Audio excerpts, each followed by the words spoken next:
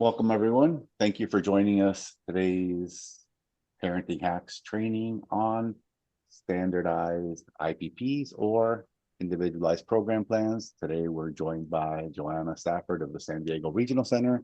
She is currently the Training and Development Manager. We're grateful to have her here. Thank you for being here. And I'm going to go ahead and turn it over to you and let you take on over. Thanks. Welcome. Wonderful. Thanks, Joe. Thank you for the invitation. Always a great opportunity to be able to talk with folks about what we do at San Diego Regional Center. And since this is a relatively new, we've had the new standardized IPP for the last year. It went into effect on January 1st of 2025. So we just hit our 1 year mark, and we're going to go ahead and talk a little bit about what it looks like in the event you are not yet familiar with it, and hopefully give you some helpful information about maybe how to plan and prepare for your IPP, and also how to sort of evaluate if your IPP meeting went well and if there's other things that maybe need to be done. So we will go ahead and get started with that. So again, we're going to look at the new standardized IPP. How is it different from the previous version of this? Who is the IPP for? Are there any required areas in the IPP? What services are available is always a hot topic. What are the life areas? Because that is a new section. We're going to take a brief look at the IPP agreement and signature page, what you need to know that's significant about that new page. Preparing for your IPP meeting and how to tell if the meeting went well. And then, of course, I'll take any questions at the end if you have any. So what is this new standardized IPP? It is a document that includes information about you, what is going on in your life and your family member's life. We want to focus on what is important to you, what are your goals, and the services and supports that are going to help you achieve those goals. And it is important to keep in mind that the IPP isn't an agreement. It is a legal agreement between you and the family and the San Diego Regional Center on the services and supports that are going to be funded and provided. So what's new in the standardized IPP is a lot more flexibility in documenting just what the individual wants to include in their plan. In previous versions of the IPP, there were a lot of required sections that wasn't always, it didn't always feel very person-centered. So having the family or the individual have that flexibility to just include what they want in the plan is much more person-centered, and seems to be received well by most families and individuals at this point. It's going to focus on the strengths and link your personal preferences to your goals and desired outcomes. So we know that everyone who is eligible for San Diego Regional Center services does have a diagnosis that makes them eligible, but rather than having it be a clinical document that talks about just what maybe deficits or challenges or diagnosis a person has, we want to be sure that we're focusing on what are the strengths of that individual, what makes them unique, and what are the goals that they want to accomplish in their own life. And so that's going to be a little bit different. It's also going to rely more on input from the individual and family versus the service coordinator just sort of guiding a discussion and a family or individual just kind of answering some standard questions. This is a new standardized format that is being used across all 21 regional centers. So that is definitely new. If you have ever worked with another regional center, you know that the documentation looks widely different from one regional center to another. I worked at a previous regional center prior to coming back home to San Diego, and was really quite shocked that things weren't more consistent. And that was only 20 years ago. So here we are 20 years later, now moving towards the standardization of our documents and processes across all of the regional centers, which I think will be very beneficial.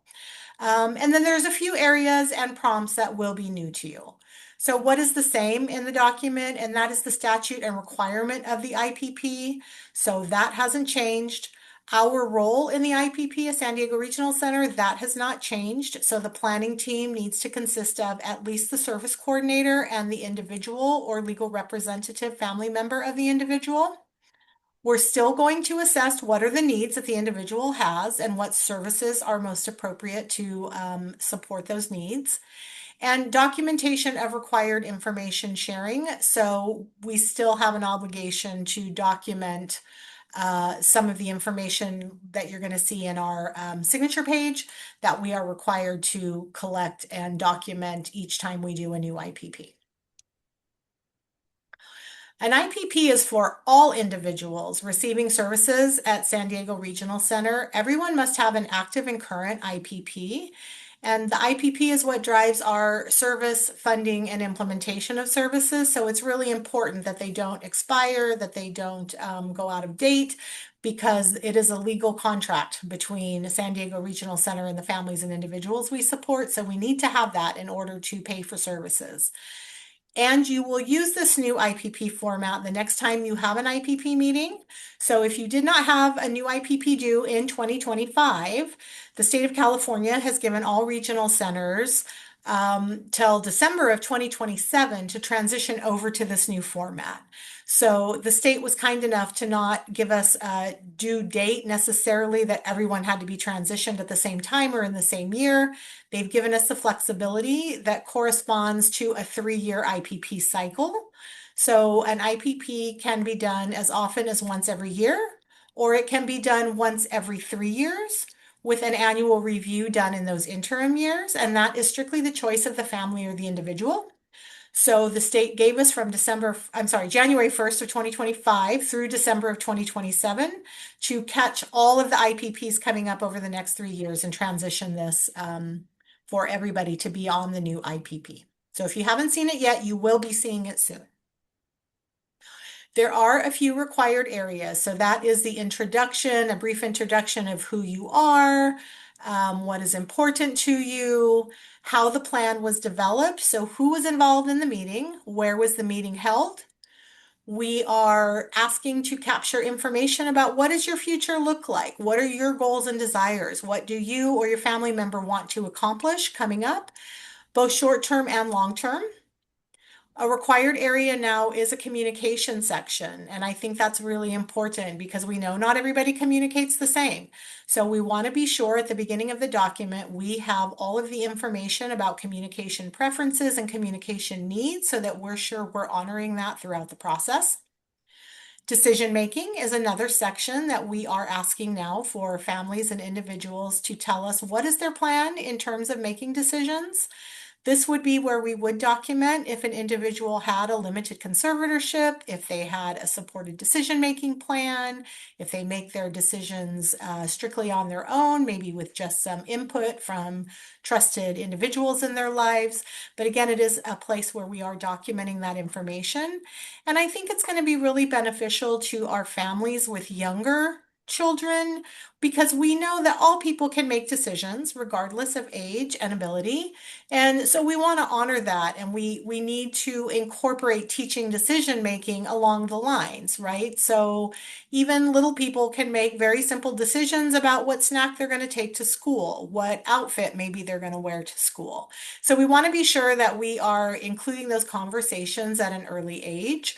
And I'm hoping that at the end of this, when families are facing that 18-year mark or maybe coming out of school at transition time, that families aren't necessarily feared into having everybody be conserved, and that we're looking at the ability of an individual to make decisions either with a supported decision-making concept and where necessary, those limited conservatorships.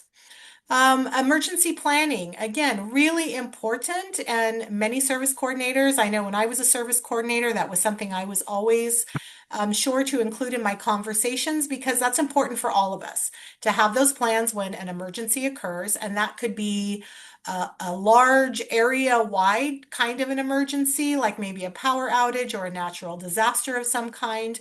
But they can also be very personal emergency plans around maybe it's an adult who has a pet at home, and if they go to the hospital, who needs to be contacted to go take care of their pet or to make accommodations for that pet. So they can range from very simple, personally based emergency planning right on up to broader, more community-based emergency planning. So that again is a required section. And we know this is a new concept for our families and individuals. And when they're first asked this question, we are primed to kind of help have those conversations and solicit some of the information that might need to go into those plans, because we know that that doesn't necessarily come easy for everybody and not something we always all think about. So what services are available? One of the questions that I get asked most when I'm out with the people we serve and working out in the community is, where is the menu of services that Regional Center offers? Where can I look and see what is the scope of what can be offered? And the answer to that is always, as much as I would love to have a comprehensive list, we have thousands of service providers and hundreds of service categories. So really, we are working on the premise of individualizing and basing a service or support on the person's individual need. So the new IPP reflects 12 different life areas, and we're going to look at those in a little bit of detail here in the next coming slides. But basically, a life area represents what is it that you are trying to accomplish in that particular life area. And it is strictly up to the individual or the family to include as many life areas as they would like, up to all 12, if that's what they choose to do. One life area, DDS has asked that all regional centers ensure that at least one life area is included in the IPP, but as many as 12 can be included. The important takeaway from the life areas is that if SDRC is funding for a service, again, a service is going to be related to the needs of the individual and how that service is supporting that need and the goal associated with it, then we do need to have that service to be supported in a life area. So we need to talk about what the need is, what the service is that's supporting that need, and it will be included in the life area. So that's a really important factor to keep in mind. So here are the 12 areas at a glance: choice and advocacy, community participation, education learning, employment, healthcare, home life and housing, your finances, personal emotional growth, relationships, safety considerations, supports in the home, and transportation and getting around. And you can see that some of these life areas may overlap in some areas, but the important thing is that it is the area that you select and what information you want to go into that area. So home life housing can be very similar to supports at home, but may also be very different. So that's where the flexibility comes in on what information do you want reflected in which of these sections. And not all of these sections may be appropriate. If you have a child, then income and finances may not be an appropriate life area because we don't ask most children to financially support themselves. Most children don't have employment. So you can sort of see where these have a lot of flexibility and may or may not be applicable based on the individual circumstances. So breaking these down just a little bit further, so the life area of choice and advocacy is highlighting where that person is making decisions for themselves, and what choices or advocacy do they want to have in their life. So oftentimes, I think the most obvious example of this is maybe for a young adult or an adult person who participates in People First. And so if that's an important aspect of their life, attending the People First conference, then an advocacy goal may be very relevant to that individual. Community participation is about your interests and hobbies and what do you do with your time that isn't structured. So if you're not in school, if you're not at work, what things do you like to do?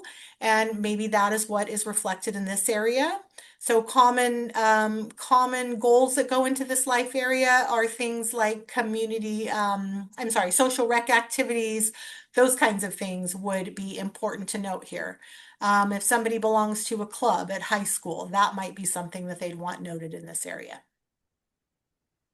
Education and learning, discussing what the educational goals are and what the settings and supports are that you might need.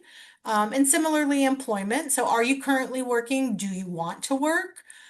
Is there a specific employment goal? Is there a particular type of job that you would like to have in the future? That could be documented there. We have adults maybe who are lifelong learners. So education and learning may be a life area that they select on every IPP from now until forever. Or it may be for a young person who's still involved in the school system. And so that's where we're going to document that information. Also, though, on the employment note, if there are parents in the presentation here, it is important to note that we are now required to start focusing on employment goals at the age of 16. So when we have folks in high school, even before they maybe get to the transition program, if that's what they're going to be doing, we are starting to talk about what is that young person's interest? What employment opportunities might they enjoy moving forward? How can we find them maybe volunteer opportunities that relate to that area of employment? So that is something, if you have a transition age young person, then that might be something that you will be hearing more of down the line. Healthcare and wellness sums up all of the relevant medical information or changes that have occurred in the last year or since your last IPP meeting. Any current medications, if you've had any hospitalizations. We know this area is very, very private and sensitive information, and we also know that not everyone wants to share this information. It's important to remember this is a confidential document, so it is only shared between San Diego Regional Center, any paid vendors that are supporting the individual, and the family or the individual themselves. So this document is not shared, at least by Regional Center, unless you give us express permission to do so outside of those individuals. But the more we know about you, the better we can be prepared to offer supports and services and gear services to the needs of the person. So, for example, if there's a child with a very serious medical condition, or perhaps requires some sort of rescue medication for seizure activity, something of that nature, it's important for us to know that in the IPP so that as we are looking for services for that young person, we are sure that we're referring to appropriate resources for that person and not to resources that maybe cannot accommodate that sort of medical situation. So while it is very private and sensitive, we recognize that, but we are definitely encouraging everyone to share what they are comfortable with and what will support the person, right, to the best of our ability. Home life housing, where is someone living? Where would they like to live in the future? And what types of supports might that look like for them to be able to live in that living situation? So children obviously are residing at home with family members and legal representatives over their care. But as kids get older, they often have a desire to want to move out and do their own thing. So again, at that transition age, this is a conversation that we'd be initiating, talking about what does it look like for you when you're done with school or once you have your employment goal met? What does that home life housing look like for you? Income and finances, all things related to benefits and money management, and also any wages you may or may not earn. Again, not very common with children, but more directed at young adults and adults. Personal emotional growth is information about your emotional well-being and your mental health and what supports might be necessary to have you have the most productive, happy, healthy life that you can. Again, we recognize that personal emotional growth can be a really sensitive topic for folks, and we want to respect that. So if that is not a life area that you want included, then it absolutely does not need to be included. We're not going to force that issue. But again, if there are supports related to services being requested, it's important for us to have that information so that we can, in fact, route those referrals to the most appropriate place. I think of things like maybe behavioral respite. So if a child or a young person has some behavioral challenges that can't be met by our typical respite level service, then we may need to request a higher level of respite, being like a behavioral respite. Or maybe there needs to be more than one respite provider at a time. Maybe the individual needs 2 to 1 for their own health and safety. Those are things that we can fund if we can support the need for that.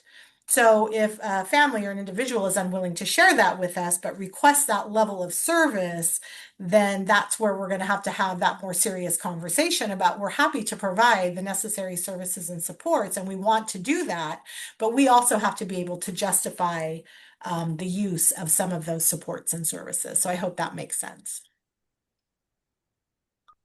Relationships. So who's important in your life, your circle of support? What supports do you need to build more relationships? What does your circle of support already look like? It's really interesting sometimes in IPP meetings having conversations with families and individuals who maybe don't think they have a lot of support in their life. They may think that they're by themselves or that they don't really have an extended circle. Sometimes when we really sit down and kind of map this out, in person-centered thinking, we have what we call a relationship map. And we're able to help you kind of map that out. Who are these people that are maybe really centric to your life and centric to helping you make decisions and people that you are in contact with on a regular basis? And then that circle kind of expands out to other people in your sphere of interactions. And that may be teachers, that may be neighbors, that could be very trusted friends. For me, my nail lady that I see every 3 weeks is on my relationship map because we often have some very in-depth conversations about life and things going on. And I don't always think of her in terms of like my circle of support, but when I put that out on paper, that I have a lot of people that I can rely on. So that is a tool that we can kind of use with families and individuals to kind of help you explore what do those relationships look like and where are the areas where we maybe need to provide some support to build more of that for you. Safety considerations, so things related to your health and safety. So if we have a young person who's inclined to run out open doors, be that at home, wander off in the community, then those are things we want to be sure we're able to document, again, to justify services and supports like respite, but also just so that we have that information in one condensed space, being the IPP, so that we get a whole picture of this individual and what they really do need and how for them to be most successful with our support. Supports at home is how would others support you in your daily tasks or activities in your home. So often this is more related to young adults and adults, but do you need independent living support? Maybe if you're living independently.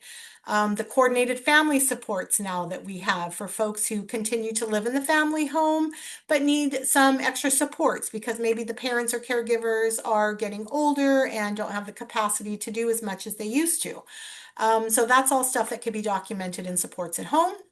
And then last but not least, transportation describes the ways you get around and your preferred types of transportation and how you choose to access transportation. So if San Diego Regional Center is funding any sort of transportation, be that through the participant directed services or through a bus pass, whatever that looks like, that would be the area that probably would make the most sense for documenting that information. All right, so those are the 12 life areas. You can choose again any or all of them.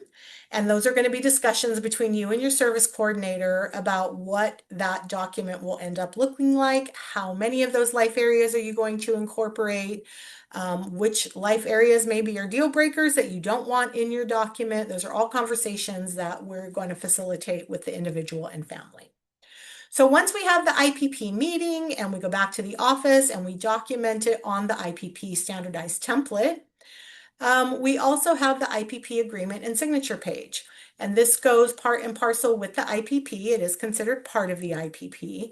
And it is the document that you're signing that says that we have agreed to all of the things that are included in that document.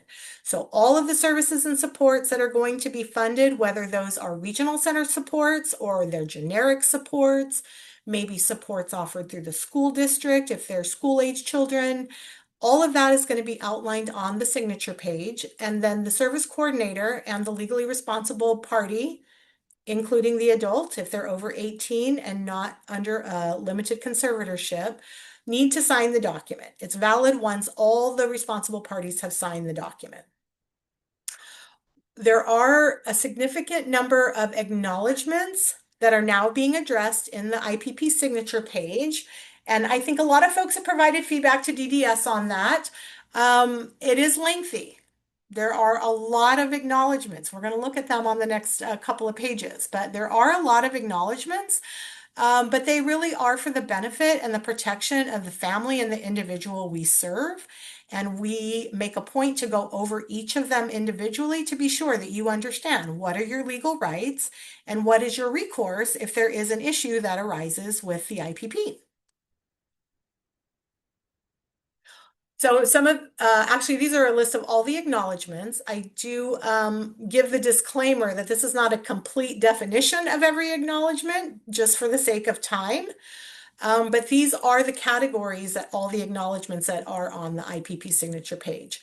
And that is, have we discussed with you self-directed services? So have we talked about self-determination program? And have we talked to you about what the participant-directed services are? Meaning that if you have somebody that could provide respite for your family that is not a family member who lives in your home, have you been offered the opportunity to use that for your respite services? We want to be sure that service coordinators are including that information in the discussion. We want to be sure that you're aware of any appeals process. We always hope and enter all of our conversations with the intent of resolving things at the time of the meeting, but sometimes that's just not possible. And there is a formal appeals process in place that will help us navigate that. So we want to be sure you're aware of that. The 4731 complaint, 4731 is just the number of the document that DDS uses for that complaint, but that's a formal way that you can let DDS know that San Diego Regional Center has done something that isn't quite right. We violated your rights, or we have unfairly denied something to a family or individual. And so there is a process in place for you to report that to DDS and come to resolution on it. Whistleblower policy is similar to the 4731 complaint, but it's a little more significant in that this is calling out illegal or improper activity on behalf of San Diego Regional Center. So we have done something, an employee of San Diego Regional Center or a board member has done something that's illegal or improper, such as maybe we're not using our equipment in the proper way, or maybe using equipment for some sort of illicit activity. We're not following a legal agreement that we have with the family or the individual. And the other half of that is if it is a vendor, a service provider, or a contractor of San Diego Regional Center has done something that's illegal or improper. We want to make sure that there is a way for you to report that without any impact on you or your services and supports, and those can be anonymous. Employment first policy, we touched on this a little bit when we talked about the employment life area, but in 2013, California became one of the states to make employment first policy law. And the reason for that is that in many states, and sometimes here in California, we have seen where individuals are coming out of school, transitioning out of their transition school programs, and they're being funneled essentially into not the most appropriate day activity, whether that was like a workshop where people were paid less than minimum wage, they were paid sub-minimum wage for those jobs, or put in day activity programs when maybe they were capable and wanted to do some sort of paid employment. So this is just California's way of ensuring that we are actively talking about this at about the age of 16 on, to be sure that we're identifying those opportunities early and that we're able to get people into the employment options of their choice. National Voter Registration Act has been since 1933. So very long standing, and that is just simply that your service coordinator has offered the individual, if they're over 18 years of age, or any other member of the household who's over 18 years of age, the opportunity to register to vote. Simply to register, that's all it is. The Transportation Access Plan, again, is only applicable if you have some sort of paid transportation in your IPP. But that's just what is your mode of transportation if we are funding it and that we are being conscientious about the cost aspect of the transportation access plan. The caregiver succession plan is a new part of the signature page. I really like it because it is offering the conversation starting before the age of 22, right? Before people exit school, we should be having these conversations with families. If the individual lives at home, what is the plan for the person if the caregiver can no longer provide that care? And I know it's a conversation, nobody likes to have that conversation about what happens when they're no longer here.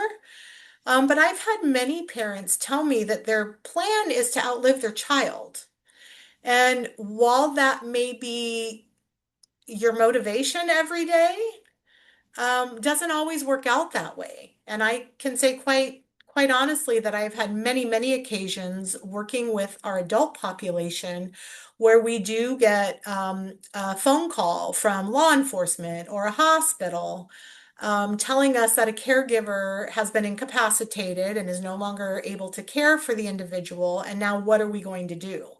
And that sends us into an emergency sort of crisis situation where we are just all hands on deck and trying to get care for the individual that is going to meet their health and safety needs, but may not be the best environment necessarily for them to thrive and live their lives. So we don't want to have to resort to that crisis emergency response to those situations. We want to be able to know in advance what would be the plan. Is it another family member? Is there a friend? Is there maybe a community care licensed residential home that the family would like to consider? What direction should we go in? And also to be having that conversation ongoing so that we don't get to that emergency point.